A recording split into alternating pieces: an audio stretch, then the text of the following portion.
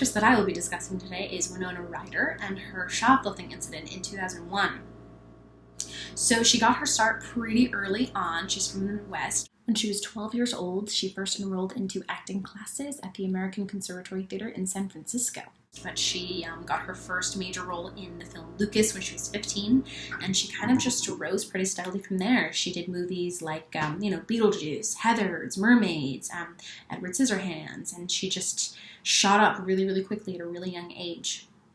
At the height of her career, she is the all-American good girl next door. She is beautiful and soft-spoken and also has soft features. She's a little bit odd and kind of relatable in that way. She's well-spoken. She's both, every guy's fantasy of what he wants his girlfriend to be, and she's also both what every girl wants to be.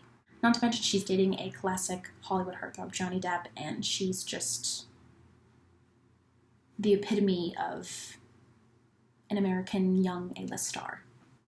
In 1993, she also gets one Oscar nomination, and by 1995, she has now been Oscar nominated twice. So she's kind of at the height of her fame. She's doing the best projects, she's doing the best work, arguably, and at this point, it kind of seems like she can't be stopped. In 2001, she was arrested for shoplifting at Saks Fifth Avenue. She was arrested for about $5,000 worth of merchandise. She was also found to have some prescription pills, an assortment of opiates, I believe, in her purse. It was later, they later discovered that they were actually prescribed to her, but they were given to her by kind of a quack doctor. She pled not guilty, but was convicted of grand theft. So Winona Ryder reacted by not really reacting at all. She didn't say anything, she didn't apologize, she didn't put out a statement. She moved back in with her parents and she got clean from the prescription pills that she'd been abusing.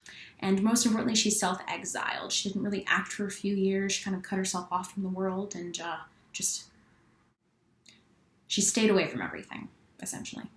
Society didn't really forgive her. They thought that she was a spoiled brat, celebrity, rich bitch who wouldn't take responsibility for herself. Studios didn't want to hire her because, she was a liability. They couldn't insure her because what happened if she got arrested in the middle of the shoot? For example, in 2003, director Woody Allen stated that he wanted to cast Winona and Robert Downey Jr. in Melinda and Melinda, but unfortunately he couldn't get funded. So she was pretty much exiled.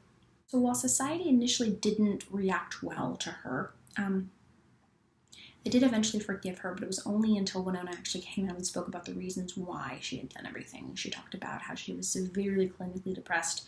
She was abusing prescription drugs given to her by a totally incompetent doctor. She had very low self-esteem, and she'd had a bunch of problems mounting right before the theft happened. In particular, she spoke about three film projects that she was very passionate about, all of which had totally fallen through, and she was sort of just spiraling at that point. So it wasn't until she sort of came forward, opened up, and became sort of the real, down-to-earth, all-American girl that society had known that she'd always been, or the image that she had delivered, that people forgave her again, and were more willing to accept her back into Hollywood. Eventually, Winona was cast in projects again. If you go back and look through her resume, you can see that she, produced maybe 1 or 2 projects a year, but they weren't of a high caliber. They kind of flew under the radar. She did take on a small role in Black Swan in 2010 that gained her a little bit of notoriety. She also did Tim Burton's Frankenweenie in 2012. But it wasn't until she was cast in Stranger Things in 2016 that people said that she was having a comeback. And since then, I would say that she's fallen back into the good graces of society, because I think that people ultimately relate with her struggles and relate that she came forward and was ultimately honest. That's taking back her all-American good girl image, or reformed good girl